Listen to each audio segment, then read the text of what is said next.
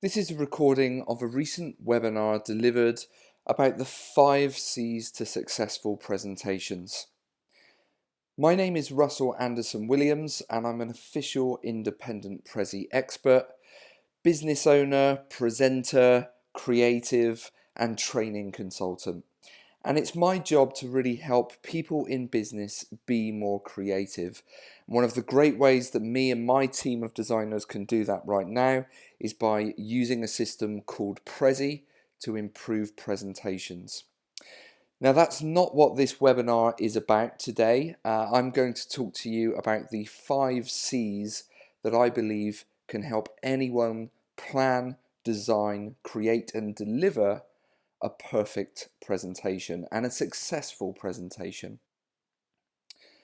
So before we get into the 5 C's of a successful presentation, let's look at how presentations are put together right now. Normally we get given a date or we select a date, and that date could be the day of a big conference or event where you and your team are going to represent your business. Maybe you're showing off a new product, or you're just there because your competitors are there and you've been given a chance to talk as a keynote speaker. Or maybe you've been invited in to present to that new prospect to try and win a new piece of business. Whatever it may be, there is normally one key date that we're always working towards for every presentation. Now that date can be a week in advance or a month in advance, but I find not much happens for quite some time. Apart from, of course, the usual things like booking travel and hotel rooms and things like that, it's really only until just before the presentation that people start to realize that out of this huge amount of data that they've pulled together, no one has actually taken the time to pull together a visual presentation, whether that be in PowerPoint or Keynote or Prezi, whatever the software may be. As I said, we're not here to talk about that today, but I find that presentations are left to the very last minute. And in my experience of working with some really big names, very high level people, very large enterprises, it's the same across the board.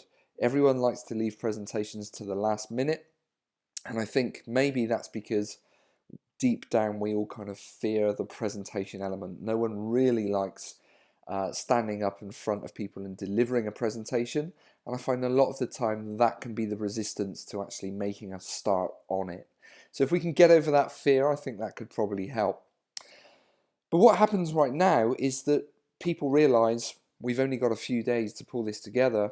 So they get out all of their old PowerPoint presentations, they grab slides from all over the place, and they try and create what I suppose it would be known as a Frankenstein's monster of a presentation, with different body parts all stitched together to create one presentation beast.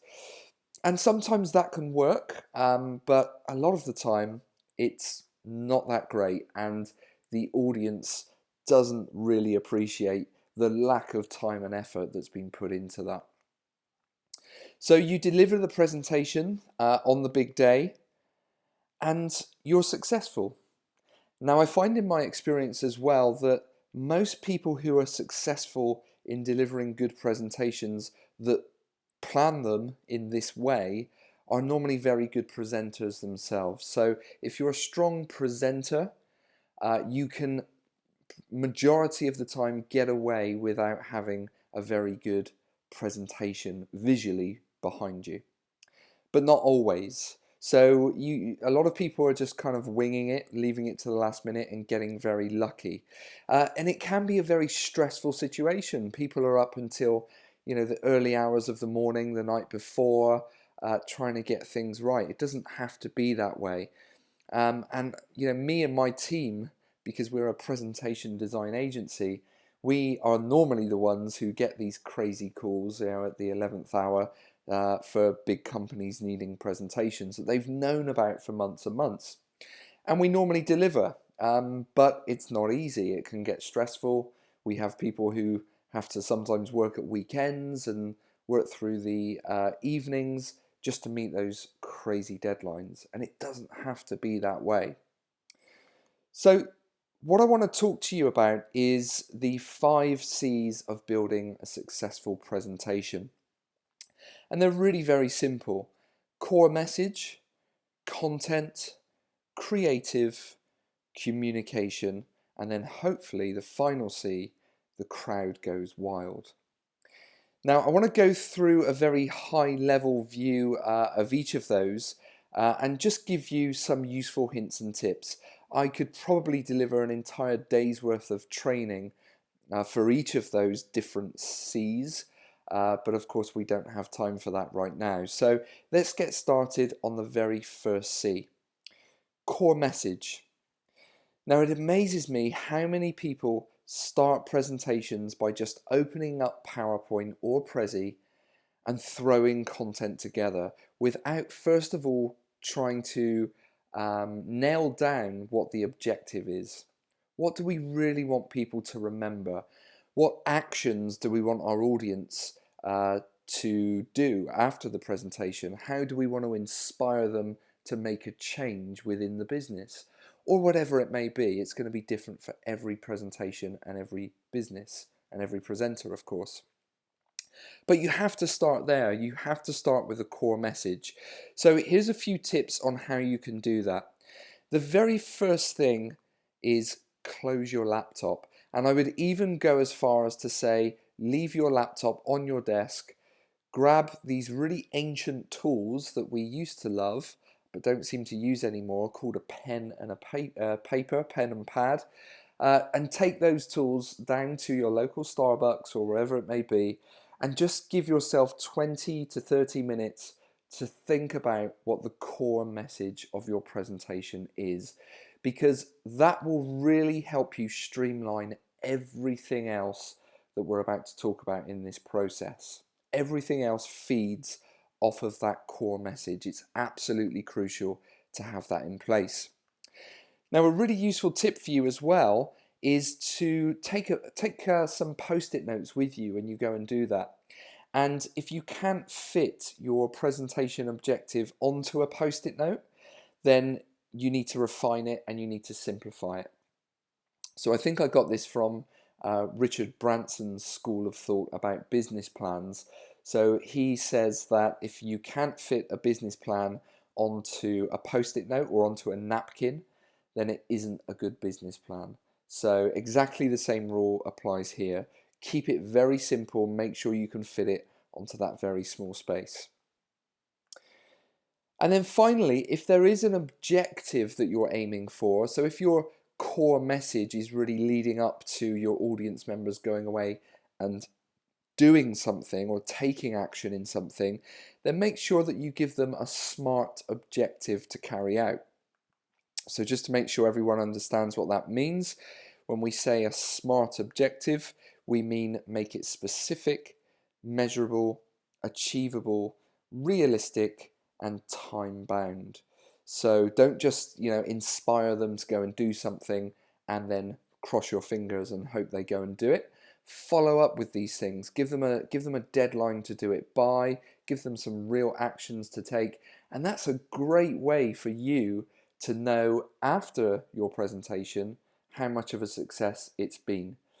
If you presented to 100 people and 80 of those people went and took that process and delivered on those objectives, I'd say that's been pretty successful. Of course, we want 100%, but there's bound to be a few who get caught up in their day-to-day jobs and so on. So core message is absolutely crucial. Please, please, please do not do anything inside your presentation software until you've got a pen and a pad and a post-it note, don't forget, and your core message is written on that post-it note. And it's really clear and it's really simple and it's achievable. Really, really crucial starting point. Now, once you've got that, you can then think about the content that you're going to deliver to your audience in order to meet that core message. And without the core message, of course, you wouldn't know what content to add. So the two go hand in hand. So here's a few bits of information, a few useful tips to help you with that content. Now again, don't go anywhere near your presentation software at this stage.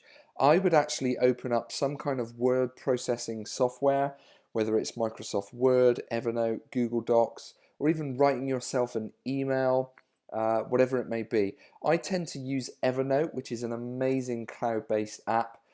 If I'm on a train, I can use it on my phone. That then syncs to my laptop where I can pick it up later on in the day. So for all of my presentations, I actually sit down once I've got my core message and I write a script. Now, I don't write that script because I'm going to read from it when I'm presenting. I write that script just to get it very clear in my head what I'm going to talk about and how I'm going to talk about it. We also have to take into account the type of audiences that we're dealing with. So if they're not technical people, leave out the jargon. If they are technical people, add lots more jargon in because they'll probably love that kind of talk. So writing a script, like I said, you don't need to follow it word for word when you actually present, but it just clears up everything in your own mind. So really, really important step. And also when you're writing your script and you're getting your content down, remember a really important fact. Humans remember stories over data. So if you can add some kind of interesting narrative around your information and your data, and you could have a lot of data, don't get me wrong, but you can still add a story to it. It's very, very easy to do, and I would encourage you to look into storytelling for business a little bit more. Certainly get in touch with me or get in touch with our business if you want more information on that. We've helped lots of customers come up with some amazing stories about their business and about their content, which turns what could be really dry presentations into something just fun and interesting and, more importantly, memorable. So people remember stories. The final tip I want to give you here with writing the content is stick to the script. Another reason why it's a really good idea to write a script and clear up in your head what you're going to talk about and when is because it's very easy in a presentation to waffle. And waffle is a technical term for just talking about anything and everything and going off on a complete tangent, moving so far away from that core message that your audience kind of looks up and thinks, what are we talking about now? How did we get to this point? And it can be really confusing and it can be a big waste of time for people. So, please don't make that mistake. Write your script, give it an interesting narrative, and then stick to the script. And also, everything that's in your script, every single bit of content you add, be really honest with yourself and make sure that it links to your core message or your objective. If it doesn't, then remove it. The audience doesn't need to hear it, they don't need to see it unless it meets that core message and that objective that you started with. So that's our second C, content. Now, once we've got our core message and our content, then we can think about the creative. Now, again, you don't just open PowerPoint or Prezi immediately at this stage. We need to think about a few things first of all. So we need to go and grab some really good imagery or video or whatever it may be. And a really quick way of doing that, of course, is by going to Google Images, typing something in the search box, and then just grabbing a load of stuff from there and then slamming it into your presentation. Now, to some level, you can get away with that, but people know. People know when they see a presentation that has Google Images on it. It's just very obvious. People are very wise to that these days, probably because they've done it themselves so often as well for their own presentations. Now, presentations are such an important thing. If it's a presentation to win new business, then how much is that business worth to you? And how much are you willing to invest to get much better looking imagery?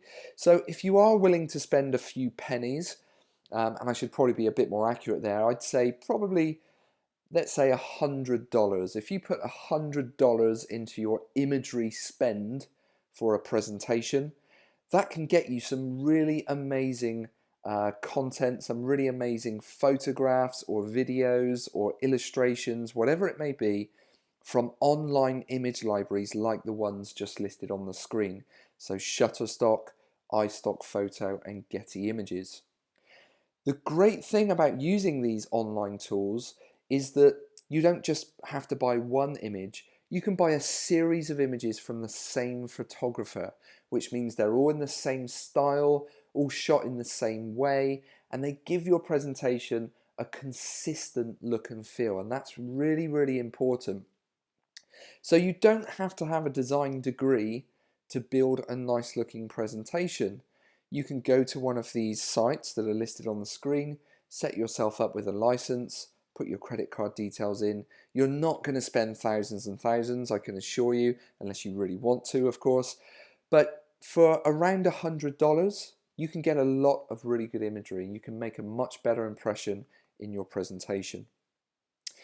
And one really important thing to remember when it comes to using visuals and imagery, and that's how the human brain actually works. So inside every single one of your audience members is this big spongy thing in their head called a brain. And everyone's brain is wired to think visually. That's why the term a picture says 1,000 words is absolutely correct. That is such a great saying, and it will always be true.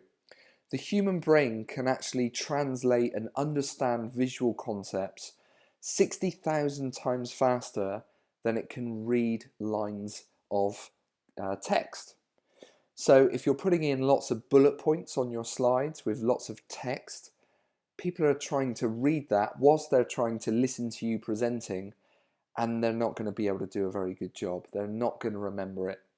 People remember visuals, stories and visuals. That's how our brains are wired to work. Now, the final tip here for you as well, I've got some bad news for all of you listening to this right now. You need to ditch the bullet points. I'm really sorry to say it, but it's 2016. Don't you think the world is a little bit fed up with bullet points in presentations? People do not remember bullet points. I know how easy it is to put bullet points in your presentation, because as soon as you open PowerPoint, there's a big text box there right in front of you with some bullet points in it. And that's kind of led the whole world to believe that bullet points are a good idea in presentations. And they're not. They're really, really not. People will not remember your bullet points. They will remember your visuals, and bullets will kill your presentation dead. So when it comes to the creative side, there's some really useful tips for you there. But whatever you take away from that, my biggest thing would be get visual. In 2016, we have so many incredible tools now at our disposal. They don't cost the earth, and they can turn people who are self-confessed non-creatives into people who are actually quite accomplished at making nice looking presentations and documents. You don't have to be a designer. You don't have to be a creative. We all know what good looks like. We all know what bad looks like. So let's use these tools, take advantage of them, and really start putting in a bit more effort on our presentations. So if I just come back out to our big picture here, we're 3 C's into our 5-step process. We've looked at core message, we've looked at content, we've looked at creative.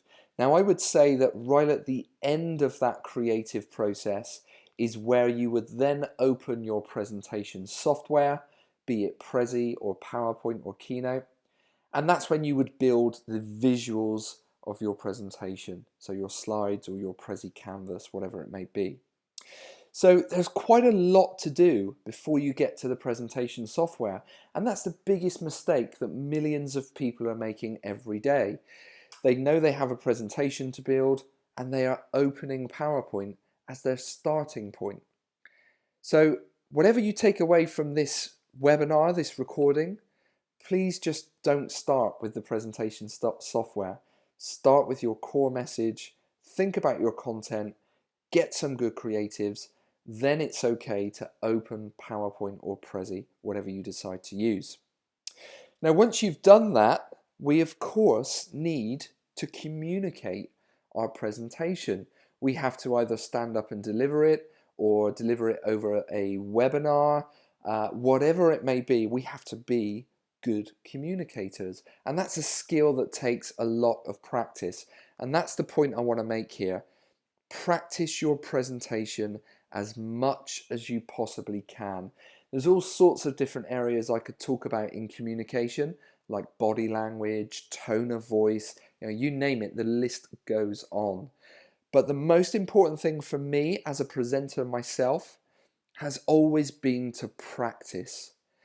So this webinar recording that you're listening to now has been practiced by myself 5 times before I got to this presentation that you're listening to. So I went through that entire process of core message, content, creative. I built my Prezi, which is what you're watching right now. Then I did my first practice. Then I did another and another and another. And then I delivered the final thing to a real live audience. I would never ever deliver a presentation without practicing it first. And one of the things that I do, and a really useful tip that I would encourage everyone to do, is record yourself presenting and then play it back. Now, that's a really nice thing to do because you're not put under any pressure from your colleagues watching you deliver it for the first time. That can be kind of awkward and doesn't really give your true self as a presenter because you're just trying to impress your work colleagues. So record yourself on your own, deliver that presentation and play it back. And you will see lots of different areas that you can improve the visuals themselves, so the slides or the Prezi, and you can go back over those and make those tweaks. What you'll also see are any bad habits, and you can then run through your presentation and just make sure that you don't use any of those bad habits. It could be bad posture, bad body language, it could be you're looking at the screen too much. People don't like it when you read from the screen as you're presenting. They want you to look at them. It could be that you use some kind of crutch word. I mean, I used to use the word okay all the time when I was presenting, and it wasn't until I heard myself when I played back a recording, I realized just how much I was using it, and I don't think I've ever said that word again in my entire life. But now that I've said it, it's probably going to start coming out. So that's really a quick overview of how I would approach communication. Like I said, I think being a good communicator is something that we all have to practice on a daily basis. It's useful in all different areas of business, but when it comes to presentations, practice makes perfect. And the only way to practice is to just put the time in your diary, lock yourself away, record yourself, and just get on with it. And if you only have time for 1 or 2 practices, that's fine. I normally like to set aside time for at least 3 or 4 if I can, at the very least. Of course, it depends on how important the presentation is, how much time I've got, how busy I am. Work and life can get in the way, but we just want to be super confident when we're stood in front of people presenting, because it can be the difference between winning that new business or not. So the final C then is the crowd goes wild. Now, hopefully this will be the case for all of you. They will be wowed by your amazing visuals that you've presented to them. They'll be wowed by your communication skills and how polished your presentation was because you put the time into practice. And that all leads up to the most important thing, that you are going to be remembered. And there's 2 sides to this. You as an individual will be remembered, which is great for you and your business and maybe your own personal brand. But also your content is going to be remembered. And what's the point in going through this entire process if you aren't going to build something that people remember? Make sure that you put the time and effort in so you cannot be ignored. Your presentation will not be ignored. It will always be remembered. And those are the 5 C's. Like I said, that's a very high level, step-by-step view. There will be lots more information that we'll be bringing to you throughout 2017 on each of these steps. So look out for more webinars from us. If you need any help or advice on presentation design, whether it's Prezi design, PowerPoint slides, animation, storytelling for business, whatever it may be, please get in touch with us on thepresenter.com or info@thepresenter.com. We'd be delighted to help you out. So thanks very much. That's enough from me. My name's Russell Anderson Williams. Please look me up on LinkedIn and link to me and on Twitter. And I look forward to speaking to you again soon. Take care.